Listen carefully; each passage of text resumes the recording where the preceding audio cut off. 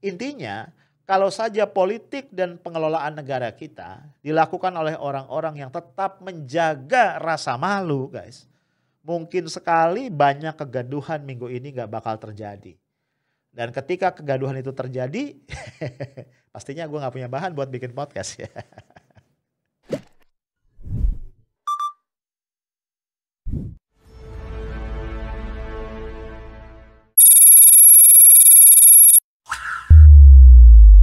Halo guys, di ujung weekend yang udah kita nikmatin bareng-bareng ya Sabtu dan Minggu ini kita ngobrol-ngobrol lagi nih di Weekly Recap ya edisi Minggu 7 Februari 2021. Gue bingung sebenarnya ngasih judul apa ya sama episode yang ini. Tapi kalau gue lihat nih guys, satu minggu ini banyak banget peristiwa yang punya benang merah, punya satu benang merah yang kalau gua coba ringkas ini adalah politik dan bernegara minus rasa malu. Ya karena ini minggu yang heboh guys, heboh banget ya. Dan sebagian besar ya, kalaupun nggak semua, dari kehebohan itu gue lihat ini bersumber dari hilangnya atau setidaknya menipisnya rasa malu ya dari para pelakunya. At least sebagian pelakunya. Yuk kita lihat ya. Pertama nih, ya ini kembali analisis ya. Analisis kan bisa benar bisa salah. Ini kok pemerintah kayaknya nggak malu-malu nih ya dengan penanganan COVID-19 di negara kita yang terkesan amburadul. Ya arahnya kurang jelas, prioritasnya juga kayaknya agak-agak berantakan nih. Sampai akhirnya Pak Presiden pun bingung sendiri. Tanggal 25 Januari dalam satu acara daring itu bilang bersyukur nih ya kita bisa menangani krisis yang merupakan dampak dari COVID-19. Baik itu krisis kesehatan maupun krisis ekonomi.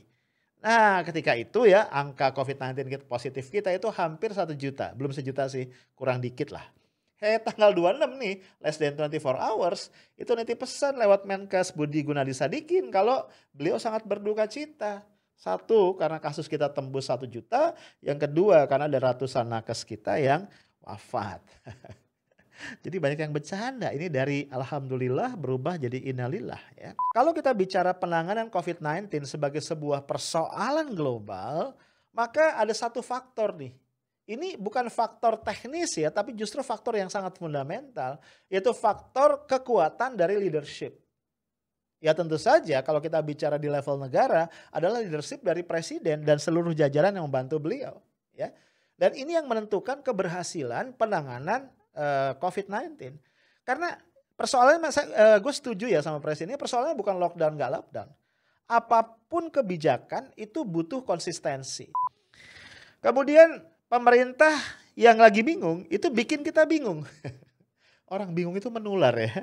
Kenapa? Karena justru kemudian ada isu akan menurunkan atau mengurangi, memangkas tepatnya insentif para nakes yang menangani COVID nggak tanggung-tanggung itu 50%. Gimana kita nggak bingung ya? Tadi nakes yang wafat itu sudah 647 ya, katanya presiden berduka cita kan gitu ya. Nah kita tahu nih nakes ini adalah ujung tombak penanganan COVID. Lu bayangin pakai APD seharian ya, kerjanya Spartan ya. Karena jumlah yang terkonfirmasi positif harus dirawat terus nambah. Iya kan? Kemudian jarang kumpul sama keluarga gitu ya. Udah gitu apalagi risiko tertularnya tuh paling tinggi, ini paling rentan. Ya kondisinya tadi capek, kerjanya keras segala macam. Insentifnya mau dipotong, mau dipangkas 50%. Bingung kan lu? Ya gue aja bingung. Nah ini udah sejagat raya ngomel-ngomel ya, semua kalangan, anggota dewan, pemuka masyarakat, analis politik, semua deh ngomel-ngomel. Ternyata gak jadi dipotong. Ya kita sih bersyukur ya terutama para nakes ya, kita bersyukur untuk mereka bahwa ternyata gak jadi dipotong. Tapi yang gue bingung nih pemerintah nih kok kayaknya punya hobi. Gue sih gak berniat nuduh ya, gue cuma baca fakta. Ini pemerintah nih kerap bikin gaduh aja gitu loh. Dan kaitan dengan COVID ya, kerap banget bikin gaduh nih. Ya maksud gue gini loh, kalau rencana itu belum matang, ya nggak usah dibocorin gitu. Ya, kalau memang udah matang, ya diukur semua plus minus untung ruginya. Memang ada alasan yang make sense melakukan itu, umumkan dengan firm. Jangan kayak main layangan ya kan, ditarik, diulur, lama-lama rakyat capek ya. Nah ini masih terkait dengan COVID juga. Kita dibuat bingung lagi. Kenapa? Karena di tengah pandemi yang masih begini parah, masih jauh dari selesai, butuh fokus energi, fokus sumber daya gitu ya. Bayangin aja kasus aktif kita ini tertinggi di Asia. Ya tadi kasus positif total lebih dari 1 juta. Kasus aktif kita udah tertinggi di Asia. Kemudian fatality dan mortality rate kita itu sudah di atas rata-rata global kalau gua nggak salah ya. Ini ternyata tahun 2021 anggaran kita untuk bidang kesehatan itu turun dan nggak ada 50% dari anggaran infrastruktur.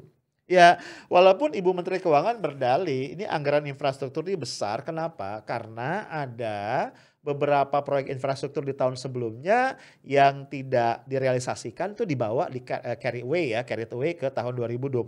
Tapi ya tetap aja, bukannya katanya fokusnya adalah penanganan masalah kesehatan, ya gitu ya. Sekarang pertanyaannya kan apakah COVID bisa dilawan sama infrastruktur? Ya. Apakah si virus bisa ditakut-takutin sama jalan tol itu? Itu joke-nya. Jika dibandingkan dengan anggaran kesehatan, ya, anggaran untuk infrastruktur di tahun 2021 ini pun jauh lebih gede, ya. Pemerintah mengalokasikan anggaran kesehatan itu 169,7 triliun tahun 2021. Tadi itu berapa? 417 ya. Ini 169,7 T. Jauh ya. Jomblangnya jauh. Walaupun begitu, ini menurut Ibu Sri Mulyani, anggaran kesehatan masih bisa bertambah. Segede apa ya nambahnya? Oh ternyata ya nggak gede-gede amat ya. Nambahnya adalah 34 triliun lebih. Karena ini ada sisa anggaran, alokasi anggaran tahun 2020 yang belum terserap. Nah guys, ini masih kaitan ya dengan nasib rakyat di masa pandemi. Khususnya para buruh dan para pekerja. Kelas bawah ya, ini kita juga dibuat bingung lagi.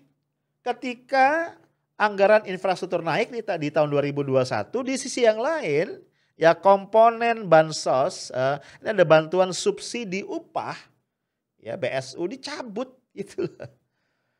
Nah menurut Menteri Tenaga Kerja Ibu Ida Fauziah tetap kok ada program-program pelatihan untuk meningkatkan daya saing pekerja. Ada di Kartu Prakerja, ada juga program-program pendidikan vokasi di istilahnya itu BLK ya, Balai Latihan Kerja yang ada di berbagai daerah. Cuma kan masalahnya nih ya, saudara-saudara kita, para buruh, para pekerja dengan keluarganya itu bukan butuh pelatihan Menakar ya. Butuhnya adalah uang, buat apa? Buat makan, buat menyambung hidup.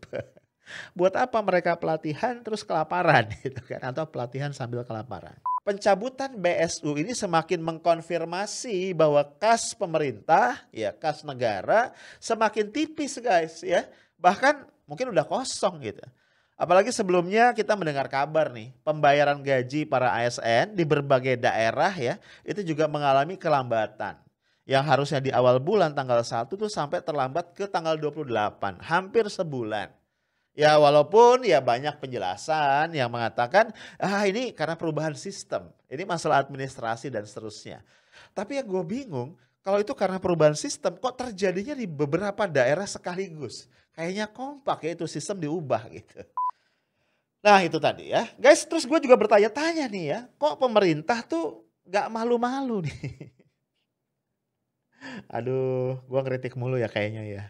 Masih ngebiarin buzzer yang udah jelas-jelas banyak bikin ulah, bikin gaduh, bikin perpecahan ya. Itu ngotorin ruang cyber kita ya, Abu Janda lah ya. Sebagai salah satu pentolannya tetap bebas merdeka untuk berkeliaran. Ya. Jelas banget kan ya bahwa manuver Abu Janda itu merugikan banyak pihak termasuk citra pemerintah. Dan Pak Muldoko sendiri sudah bilang keberadaan buzzer ini justru banyak merugikan istana. Tapi kok ya nggak diselesaikan aja gitu. Dampaknya kan trust publik jadi rendah nih sama pemerintah. Bahkan nih gue udah bikin hubungan hipotetikal nih.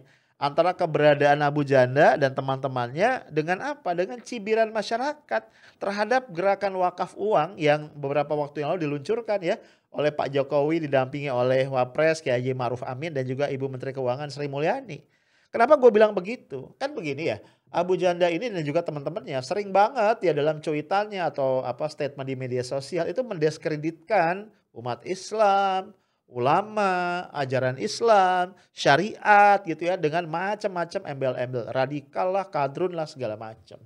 Nah, sementara pemerintah nih ya, itu mempromosikan sesuatu yang namanya wakaf yang jelas-jelas adalah bagian dari syariat, bahasa Arab lagi.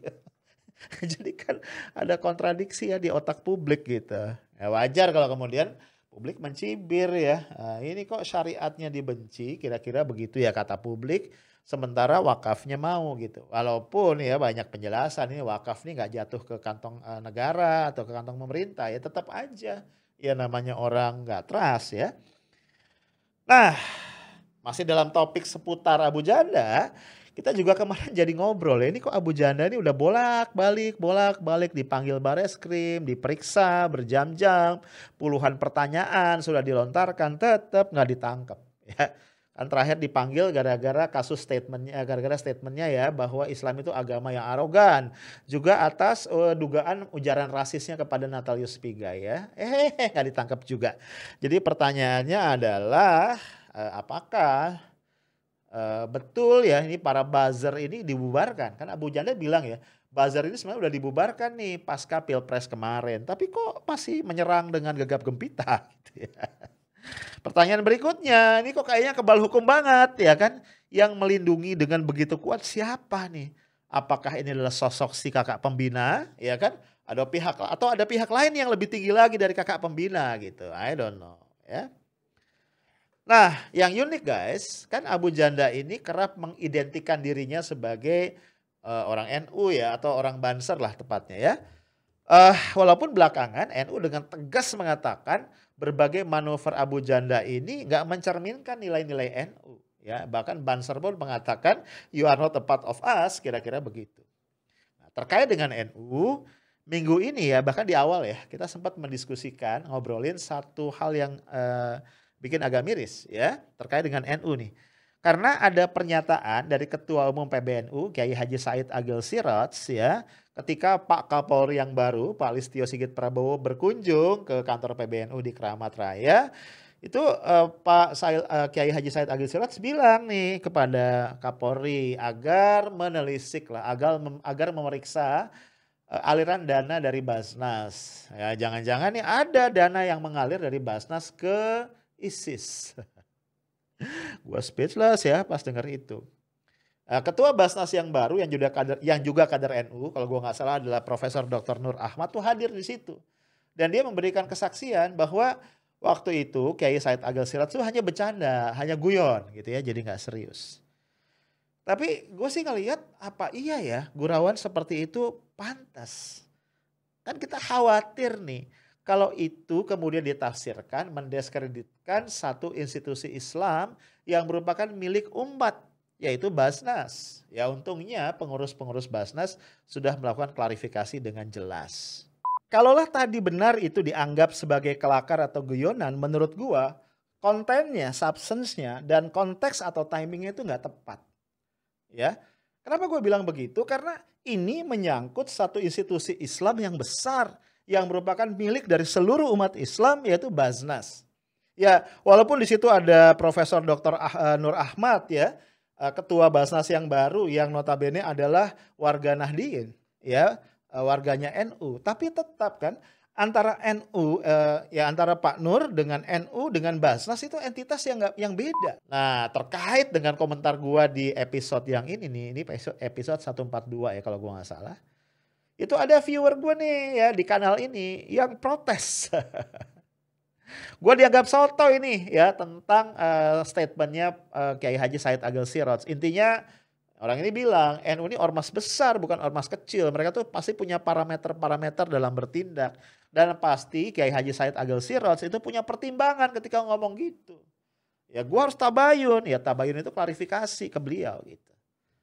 Nah ya sorry nih gue jadi agak gak sependapat. Karena menurut gue seorang pemimpin itu punya tanggung jawab untuk memastikan apapun statement yang keluar dari mulutnya itu gak disalahpahami oleh publik. Jadi bukan kemudian publik ketika merasa gak pas minta klarifikasi. Enggak.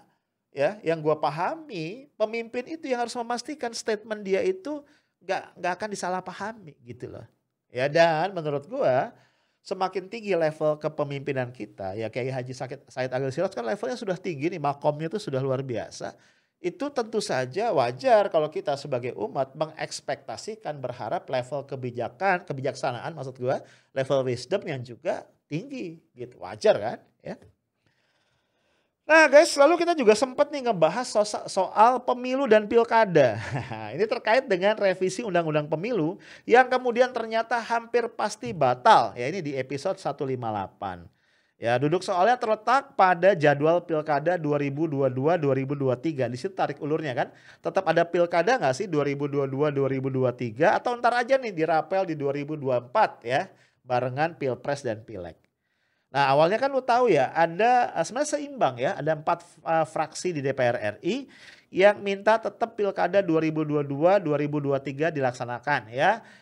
Ada Golkar, ada Nasdem, ada Demokrat, ada PKS ya. 4 fraksi yang lain PDIP, kemudian apalagi itu P3, PAN, PKB itu menolak ya, pengennya tetap 2024 langsung barengan. Gerindra masih lihat-lihat gitu ya. Ternyata pelan-pelan yang tadinya maunya ada revisi itu balik badan ya. Dan berbondong-bondong setuju dengan pemerintah, dengan PDIP CS agar pilkada serentak 2024. Nah pertanyaannya ini ada apa? Apakah ada hitungan politik yang berubah? Nah guys, kalau 2022 tidak ada pilkada, praktis nih. Gubernur DKI Jakarta Anies Baswedan ini salah satu kandidat yang dianggap kandidat potensial buat capres tuh. Itu harus parkir 2 tahun ya kan. 2022, 2024 jadi pengangguran beliau. Sehingga besar kemungkinan ya popularitas dan elektabilitas beliau bisa turun ya kan. Karena nggak lagi punya panggung lah ya di publik. Nah di titik ini penolakan atas revisi Undang-Undang Pemilu yang menyebabkan pilkada tetap serentak 2024 dan kudeta terhadap Demokrat ini jadi ketemu di satu titik ya. Intinya kan satu ya, meminimalisir atau menekan kemungkinan munculnya calon-calon alternatif. Nah, again ya ini spekulasi atau analisis ya. Nah isu ini kemudian akhirnya guys terkait nih dengan soal prestasi Gubernur Anies yang semakin hari itu semakin moncer ya. Terakhir ya jadi apa namanya beliau mendapatkan penghargaan ya dianggap sebagai hero dalam konteks public transportation dunia. Bagi pesaing-pesaing politik Anies ini tambahan prestasi-prestasi tadi jelas mencemaskan. Ya, diakui tidak diakui itu mencemaskan. Apalagi tadi levelnya global ya, levelnya dunia. Kenapa? Karena seolah-olah Anies ini terus menabung menabung kredibilitas, ya, menabung social capital atau modal sosial tanpa harus masuk ke gorong-gorong, tanpa harus belusukan, ya, tanpa harus mengejar-ngejar tunawisma, ya. Nah, wajar kemudian kalau pesaing-pesaing Anies nih atau pihak-pihak yang mau mengusung figur lain jadi ketar-ketir. Ya, karena prestasi-prestasi Anies ini membuat dengan sendirinya kredibilitas dan modal sosial Anies itu melonjak tanpa harus masuk ke gorong-gorong, ya kan? Tanpa harus belusukan dan tanpa harus mengejar-ngejar para tunawisma. Tapi guys, tetap yang paling seru minggu ini apalagi kalau bukan isu percobaan kudeta yang gagal terhadap kepemimpinan AHY di Demokrat. Partai Demokrat Rahlan Nasidik mengungkapkan ada nama kepala kantor staf kepresidenan Muldoko dalam gerakan perebutan kepemimpinan Partai Demokrat. Ia menuturkan tujuan Muldoko merebut posisi ketum Partai Demokrat adalah karena ingin maju sebagai calon presiden 2024. Lu bayangin ya kita ngebahas itu di episode 145, 146, 147, 149, 152 dan kalau gua nggak salah masih lanjut sampai 159 dan seterusnya ya. Banyak banget ya pokoknya ya, nggak kehitung. Di 152 misalnya kita membedah pernyataan dari Partai Demokrat ya yang ini merespon konferensi persnya Pak Muldoko Senin malam. Ya kan? Senin siang atau Senin paginya kan AHY bikin pernyataan publik tentang percobaan kudeta. Malamnya Pak Muldoko respons ya. Padahal AHY nggak nyebut Pak Muldoko ya. Nah kemudian Selasanya Herzaki Mahendra Putra sebagai jubir Demokrat juga bikin video yang merespon itu. Nah itu kita bahas di situ. Jadi Kalau KSP Muldoko mau menjadi capres melalui Partai Demokrat, ya bikin kartu tanda anggota dulu sebagai Partai Demokrat. Jangan tiba-tiba ingin menjadi ketua umum, apalagi melalui kongres luar biasa. Itu saja sudah salah besar. Itu inkonstitusional. Pak Muldoko itu siapa? Pak Muldoko itu KSP, stafnya presiden. Tugasnya sekarang membantu presiden menyelesaikan pandemi dan krisis ekonomi. Jangan malah disibukkan untuk memikirkan pencapresan. Kasihan rakyat, lagi pandemi kok malah memikirkan pencapresan. Ya, ini jelas banget menguliti satu persatu ya poin-poin yang diangkat oleh Pak Muldoko di konversinya. Sampai-sampai gue bikin judul yang agak gimana-gimana ya, agak jahil lah. Demokrat tanda kutip telanjangi Muldoko soal kudeta. Nah, diskusi kita tentang kudeta Demokrat tambah seru nih di episode 155. Ya, kita ngebahas teguran keras dari Pak Jokowi sebagai atasannya kepada KSP Pak Muldoko. Ya, walaupun timbul semacam spekulasi ya. Ini Pak Jokowi ini marah karena Pak KSP melanggar tupoksi atau melanggar fatsun politik. Ya, atau beliau marah karena manuver Pak Muldoko ketahuan atau gagal. Ini terus terang nih yang bikin analisis atau bikin dugaan ini agak jahil ya. Ya bisa salah juga sih, tapi ya bisa juga benar ya. Dalam pandangan gua, teguran keras presiden itu jelas merupakan tanda kutip ya pengakuan istana bahwa memang Pak Muldoko terlibat dalam upaya kudeta kepemimpinan di Demokrat ini. Ya kalau enggak ngapain ditegur kan? Ya. Nah, tak ketinggalan guys, gua juga menyajikan buat lu semua di episode 156 ya kalau gua nggak salah. Itu adalah wawancara langsung eksklusif dengan Herzaki Mahendra Putra. Ini adalah tadi jubir ya, atau jabatan resminya adalah Kepala Badan Komunikasi Strategisnya Demokrat. Herzaki ini mau kupas tuntas ya, dari awal tuh kronologisnya kayak apa sih ketika DPP Demokrat mulai mencium gejala-gejala akan adanya rencana kudeta. Kemudian mulai muncul indikasi keterlibatan orang lingkar dalam istana yang belakangan ditengarai adalah KSP Muldoko. Ya, sampai bantahan dari Demokrat terhadap beberapa klaim Pak Muldoko ya. Soal misalnya juga kesamaan case, kan Pak Muldoko bilang ya, yang dikunjungi sama kader Demokrat itu bukan saya aja katanya gitu ya. Pak Luhut juga pernah, dan menurut Pak Muldoko case atau isu yang dibahas sama. Nah ini dibantah oleh Mas Herzaki karena konteksnya kalau LBP dikunjungi itu nggak ada ngomong masalah kudeta segala macam. Dan itu lebih ke kunjungan pertemanan ya, dan gak bawa siapa-siapa. Intinya kayak gitu ya. Lengkapnya lu boleh lihat lagi episode itu. Nah, Herzaki juga menariknya nih membenarkan adanya uang yang dijanjikan ya kepada pengurus DPP atau DPD atau DPC yang bersedia memberikan dukungan kepada Pak Muldoko untuk menjadi ketum lewat KLB ya, Kongres Luar Biasa.